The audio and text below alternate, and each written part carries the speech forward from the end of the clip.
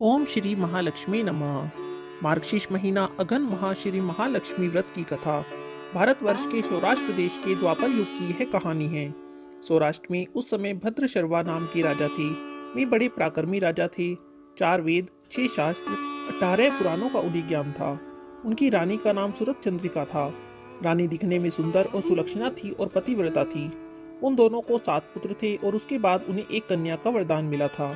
कन्या का नाम उन्होंने श्यामबाला रखा था। एक बार महालक्ष्मी जी के मन में आया कि जाकर उन राजा के राजप्रसाद में रहे। इससे राजा को दुगनी धन संपत्ति प्राप्त होगी। वह इस धन दौलत से अपनी प्रजा को और सुख दे पाएंगे। गरीब के घर अगर रहें और उसे धन दौलत प्राप्त हो तो वह स्वार्थी की तरह केवल अपने ऊपर ही खर्च करेगा। यह सोचकर श्री महालक्ष्मी जी ने बूढ़ी ब्राह्मण स्त्री का रूप धारण किया। हाथ में लाठी लिए लाठी के सहारे रानी के द्वार तक पहुंची।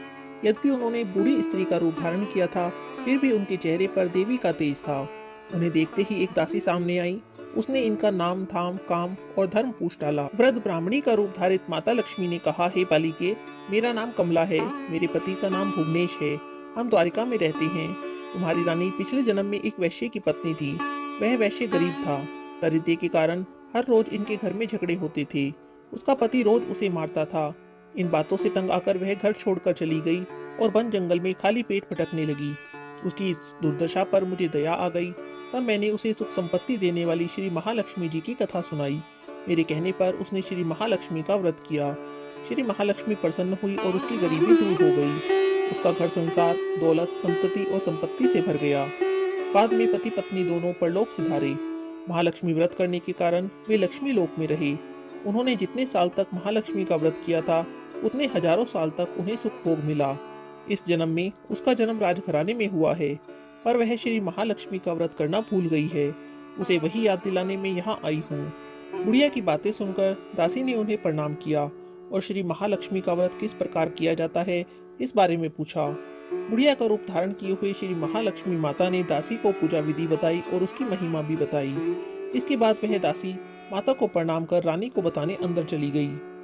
राजभवन में रहते हुए रानी को अपने ऐश्वर्य पर बहुत घमंड हुआ करता था। संपत्ति और अधिकार की वजह से वह उन्मत्त हो गई थी। दासी के द्वारा बताई गई बुढ़िया माई की बातें सुनकर वह आग बबूला हो गई और राजद्वार पर आकर बुढ़िया रूपी श्री महालक्ष्मी जी पर बरस पड़ी। उसे यह मालूम ही नहीं था कि श्री महालक्ष्मी माता बुढ़िया का रूप धारण करके द्वार तक आई हैं। परंतु रानी का इस कदर रूखा बर्ताव देखकर और अपना अनादर देखकर माता ने वहां ठहरना ठीक नहीं समझा। वे वहां से चल पड़ी। रास्ते में उन्हें राजकुमारी श्यामबाला मिली। दासी ने सारी बातें राजकुमारी श्यामबाला को बताई। श्यामबाला ने अपनी माता की ओर से श्री महालक्ष्मी माता से क्षमा मांगी। माता को उस पर दया आ गई। उन्होंने श्यामबाला को श्री महालक्ष्मी व्रत के बारे में बताया। उस दिन अघन माह का पहला गुरुवार था। श्यामबाला ने परम श्रद्धा से श्री महालक्ष्मी व्रत को किया। फलस्वरूप राजा सिद्धेश्वर के सुपुत्र मालाधर से उसका विवाह हुआ। वह धन दौलत ऐश्वर्य और वैभव से मालामाल हो गई। अपने पति के साथ ससुराल में आनंद से दिन बिताने लगी। इधर श्री महालक्ष्मी माता का रानी पर प्रकोप हुआ। फलस्वरूप राजा भद्रशर्वा का राज्य और राज कारोबार नष्ट हो गया। यहाँ तक कि खाने के भी लाले पड़ गए। ऐसी हालत में एक दिन रानी ने राजा से कहा कि हमारा दामाद इतना बड़ा राजा है, धनवान है, ऐश्वर्यशाली है, क्यों ना उसके पास जाएं और उसे अपना हाल बताएं। वह जरूर हमारी मदद करेगा। इस बात पर राजा भद्रशर्वा दामाद के पास रवाना हो गए। राज्य में पहुंचकर एक तालाब के किनारे थोड़ी देर विश्राम लेने के लिए ठहरे।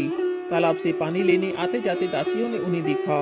उन्होंने विनम्रता से इनकी पूछताछ की। तब उन्हें मालूम हुआ कि वे रानी श्यामबाला के पिता हैं। वे दौड़ती हुई गई और रानी को सारी बातें बताई। रानी ने दासी के हाथ राज परिधान भेजकर बड़े ठाठ से उनका स्वागत और आदर सत्कार किया, खान पान करवाया। जब वे लौटने लगे तो सोने की मोहरों से बड़ा हुआ एक घड़ा दिया। राजा भद्रशर्वा जब वापस लौटे तो उन्हें देखकर रानी सूरत चंद्रिका बहुत खुश हुई। उन्होंने सोने की मोहरों से भरे घड़े का मुंह खोलकर देखा, पर हाय रे भगवान, घड़े में तो धन के बदले कोयले मिले। यह सब श्री माता महालक्ष्मी के प्रकोप से हुआ। इस प्रकार दुर्दशा में और भी कई दिन बीत गए।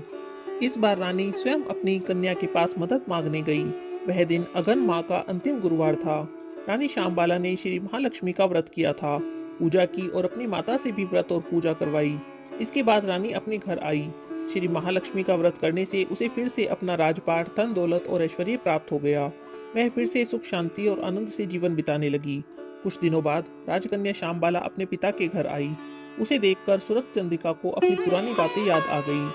यही कि श्यामबाला ने अपने पिता को कोयले से भरा एक घड़ा दिया था, उसे और तो कुछ भी नहीं दिया था। इसी कारण श्यामबाला को पिता के घर आने पर उसका कोई आदर सत्कार नहीं किया गया, बल्कि उसका अनादर किया गया। परंतु उसने इस बात का कोई बुरा नहीं माना। घर लौटते समय अपने पिता के घर से उसने थोड़ा सा नमक ले लिया। जब वह घर वापस गई तब उसके पति ने पूछा, अपने मायके से क्या लाई हो? तब उसने कहा, वहाँ का सार लाई हूँ। जब उसने पूछा कि इसका क्या मतलब है, तब श्यामबाला ने कहा, थोड़ा धीरज रखो, सब मालूम हो जाएगा। उस दिन श्यामबाला ने सारा भोजन नमक डाले बिना बनाया और परोस दिया। जब सबने खाना चखा तो सारा खाना बिना नमक का था, इसीलिए किसी को भी स्वाद नहीं आया। फिर श्यामबाला ने थाली में नमक डाला, इससे सारा भोजन स्वादिष्ट लगने लगा। तब श्यामबाला ने कहा, यही है वह मायके से लाया हुआ सार।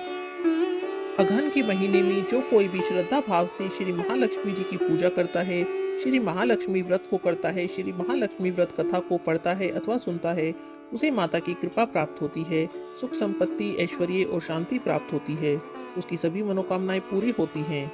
परंतु यह सब प्राप्त होने पर माता की पूजा को नहीं छोड़ना चाहिए। माता की पूजा करनी चाहिए, हर गुरुवार को व्रत पाठ करना चाहिए। इस तरह से श्री महालक्ष्मी जी की महिमा भक्तों की मनोकामना पूरी करती है। बोलिए श्री महालक्ष्मी माता की जय।